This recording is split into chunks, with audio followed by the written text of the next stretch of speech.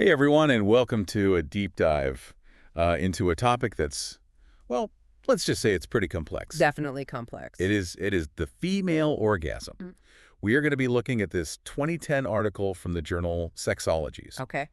and it's called Female Orgasm, Myths, Facts, and Controversies. Good catchy title. It is a catchy title, written by Dr. Marie Helene Colson. All right.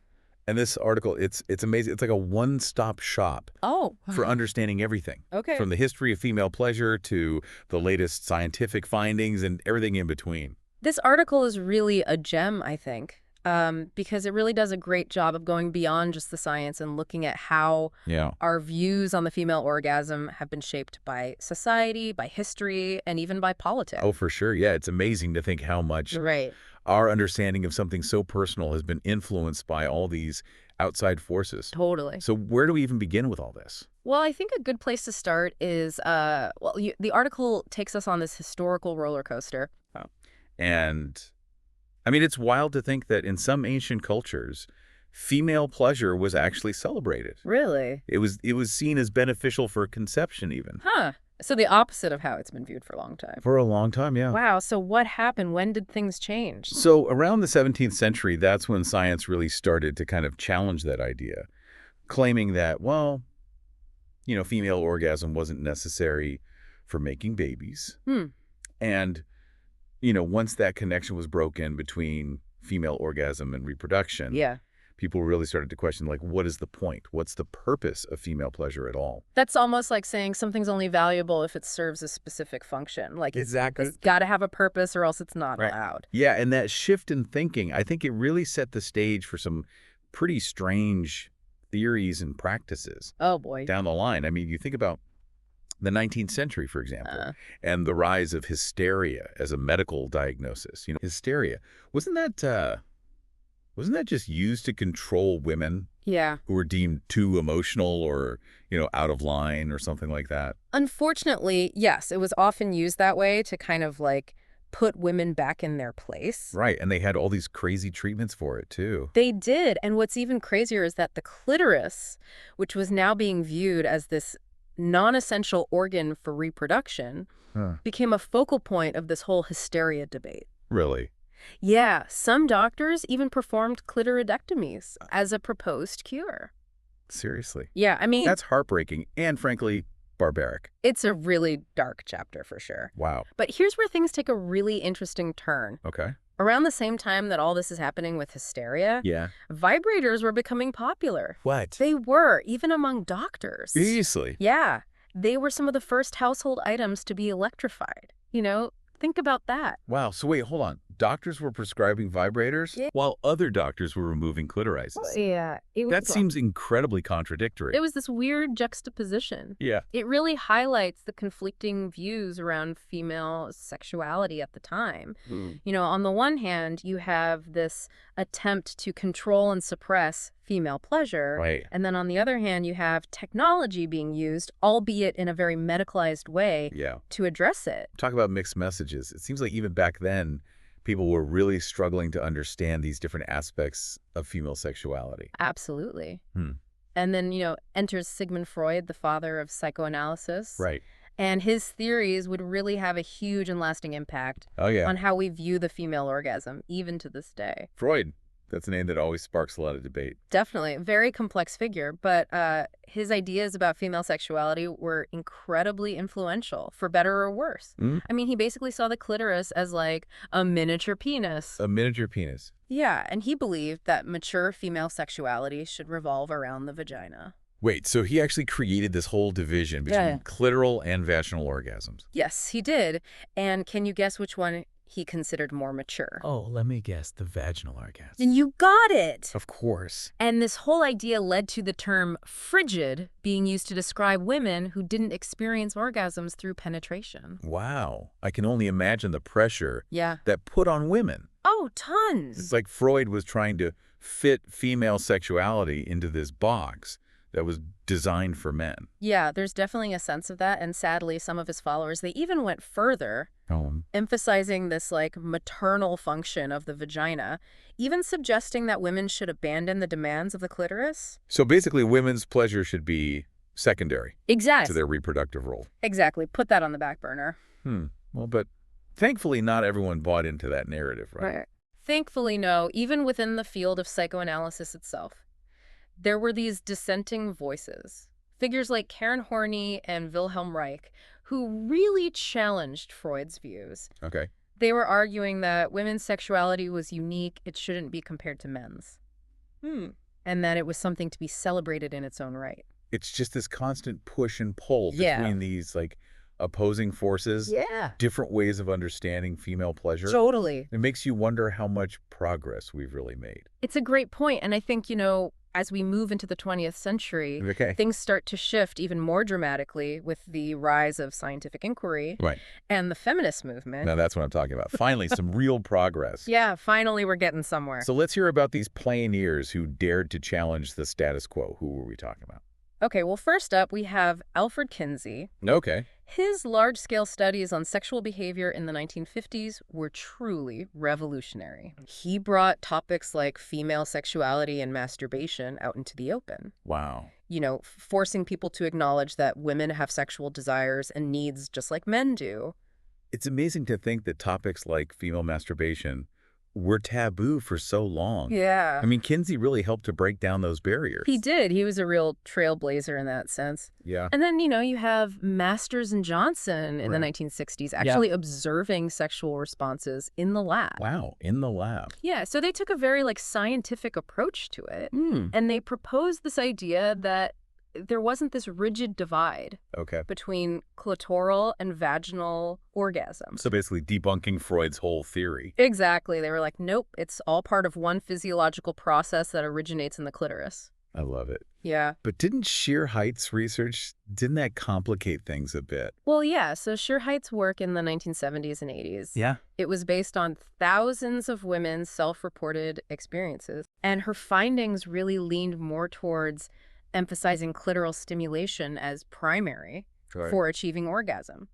So even with all this scientific research, there were still these different perspectives emerging. There were. It seems like the female orgasm was still this big mystery. It was a mystery. That everyone was trying to solve. Totally. And, all this is happening in the science world, but at the same time, you have the feminist movement gaining momentum, and they really embraced the clitoris as a symbol of female sexual liberation. Yeah, it's about time, after centuries of being told that their pleasure is secondary. Right. Women were finally reclaiming their bodies. Exactly. And their orgasms. Totally. What an empowering moment. Huge shift. After. Absolutely. It paved the way for much more open and honest conversations about female pleasure.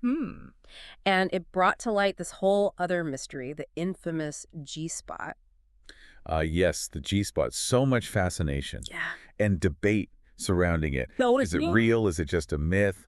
I mean, that's the million-dollar question, isn't it? Yeah. I mean, even its location is up for debate. Okay. Some researchers think it's a distinct anatomical point, while others describe it as more of a generalized, sensitive area on the anterior vaginal wall. So what about all those claims about the G-spot leading to these more intense orgasms? Yeah. And even female ejaculation? Well, those claims definitely got people's attention, Yeah. but the science behind them is still pretty murky. I think a lot more research needs to be done before we can say for sure what the G-spot is, how it works, and what it's truly capable of. So even with all the scientific advancements, the female orgasm is still this uncharted territory in many ways. In many ways it is, yeah. It seems like we've come a long way, but there's still so much we don't know. Yeah, and that brings us up to the present day and our current understanding of the female orgasm, which thankfully has moved beyond these rigid categories and embraced a much more holistic and nuanced view. All right, I'm all ears. Tell me everything. What does modern science say about how the female orgasm actually works? Well, this is where it gets really interesting. What's really fascinating is that modern science is moving away from this idea of separate types of female orgasms. You mean the whole clitoral versus vaginal debate? Yeah, it's like we're finally letting go of that outdated binary. It's about time. I know, right? And research is really painting this picture of the female orgasm as this complex response that involves a whole network of structures. Okay, a network. You've got my attention. What kind of network are we talking about? Well, think of it this way. The clitoris, the vagina, the urethra, and even the anus. Wow, okay. They're all connected by these intricate neurological pathways. It's not just about one specific spot, Right. but how all these areas work together. Wow, that's kind of mind-blowing. So it's like an interconnected web of pleasure. Precisely, and here's where it gets even more interesting. Oh. Recent studies are showing that emotional and psychological factors play a huge role in female sexual pleasure. So it's not just physical.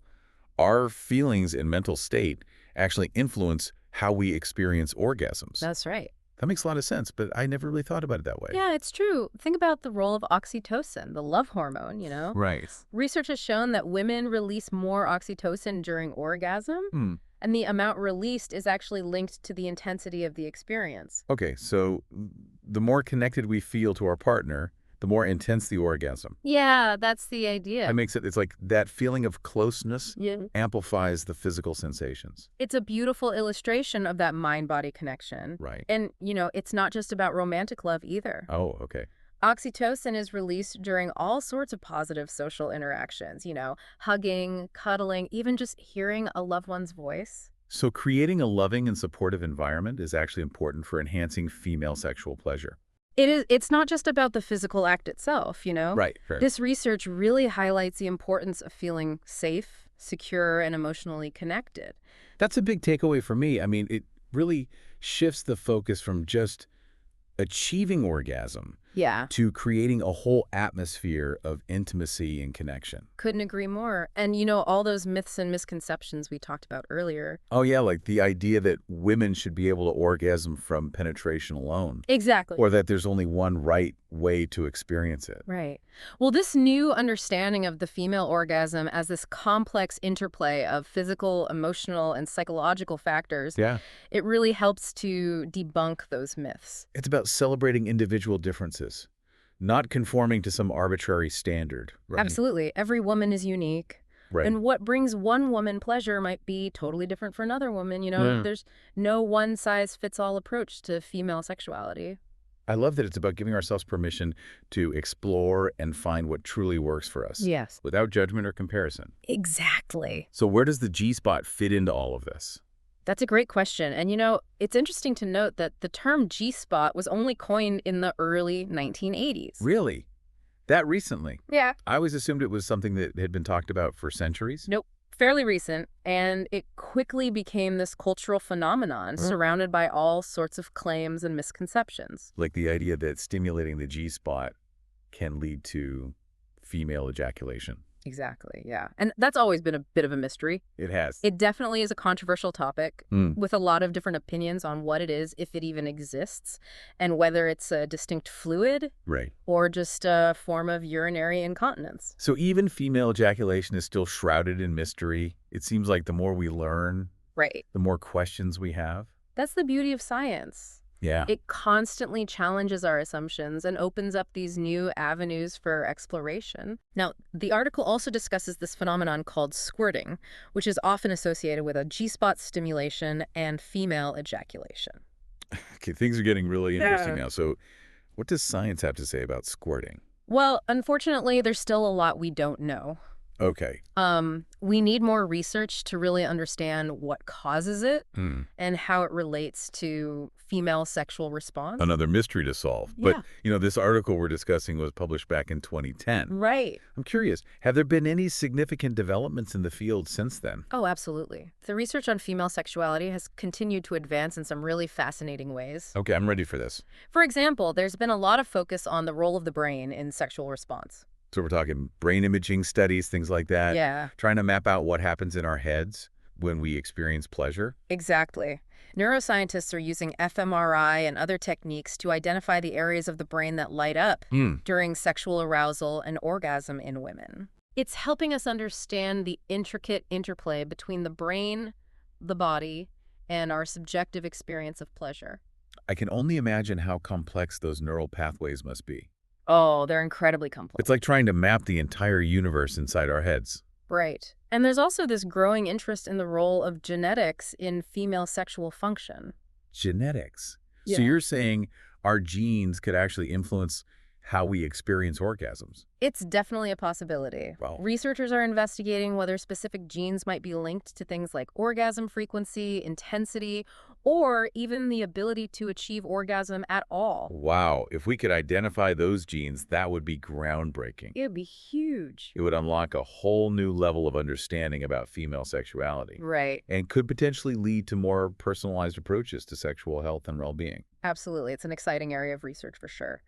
And there's another development I want to mention. Okay. The movement towards a more holistic understanding of female sexual health.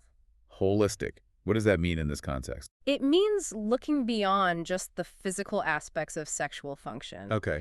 And considering the broader context of a woman's life. Mm. Her emotional well-being, her relationships, her cultural background, her access to health care, you know? It's like recognizing that female sexuality is multifaceted. Yes. And influenced by so many different factors. It's about embracing a more inclusive and compassionate approach that acknowledges the diversity of women's experiences and needs. It's about time we moved away from these narrow clinical definitions of female sexuality. I agree. And started recognizing the richness and complexity of women's lives. Right. It's a shift towards empowerment and self-acceptance, Yeah. encouraging women to define their own pleasure and seek support when they need it. So it's not just about individual experiences, it's about changing the entire conversation around female pleasure. Absolutely.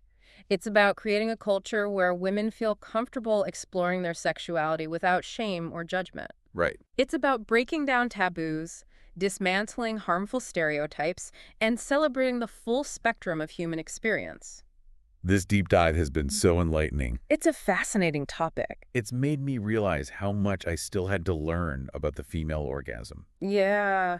And honestly, about myself. It's a journey of constant discovery. It is. For all of us. So what other fascinating insights did Dr. Colson share in her article? Well, I'm ready for more. Lay it on me. Okay, so Dr. Colson, she points out that even with all this progress, we're still seeing some problematic representations of female orgasm. Oh, no, really?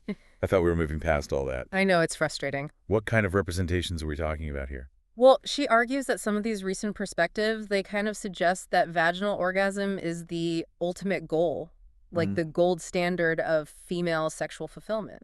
So we're kind of back to that old idea of one type of orgasm being superior to another. Feels like we're going backward. It does, doesn't it? Yeah. It's like this new form of pressure, a different set of expectations that women have to live up to. Oh, it's exhausting.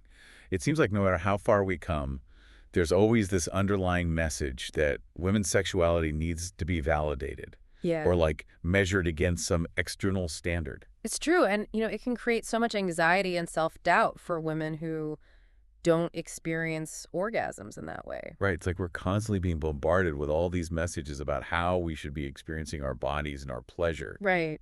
It takes all the fun and exploration out of it. Exactly. And it can put pressure on partners too, Yeah. to deliver a certain type of orgasm, which can lead to all sorts of problems in relationships.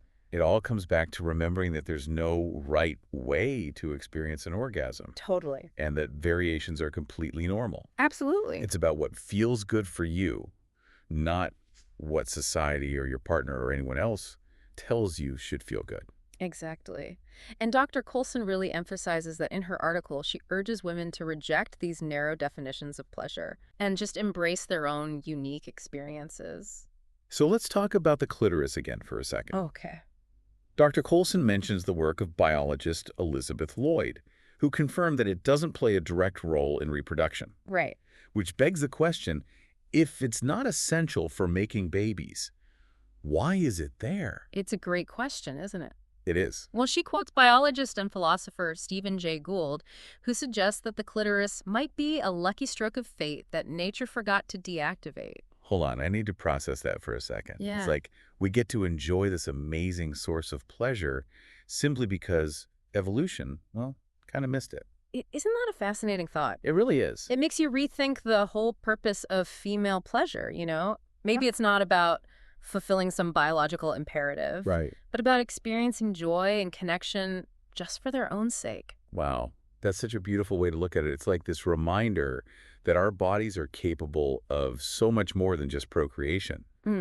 They're also sources of pleasure and sensuality and intimacy. Totally. And that pleasure is something to celebrate, not to be ashamed of or silenced. Couldn't agree more. This whole deep dive has been so eye-opening. It's really made me realize how much I still had to learn about the female orgasm. Yeah. And honestly, about myself. I think that's true for all of us. It is. It is. So what's the takeaway message for our listeners today? What do we want them to walk away with? If I could leave you with one thought, it would be this. Reject the myths, embrace your own unique experiences, and never stop exploring your own path to pleasure. That is such a powerful message. And remember, there's no shame in seeking out information and support. Yeah. If you have questions or concerns about your sexual health and well-being, Right. there are so many resources available today. Yeah. Therapists, sex educators, online communities, books, you name it, it's out there. It really is. So keep learning, keep exploring, and keep the conversation going. Yeah. Because the more we talk about female pleasure, Right. the more we normalize it. Yeah. And the more empowered we become to claim our right to joy and satisfaction. Well said. It's been a pleasure diving deep into this topic with you. And with you to all our listeners, thank you so much for joining us on this fascinating journey into the world of the female orgasm. Yes, thank you. Until next time, keep diving deep and keep those aha moments coming.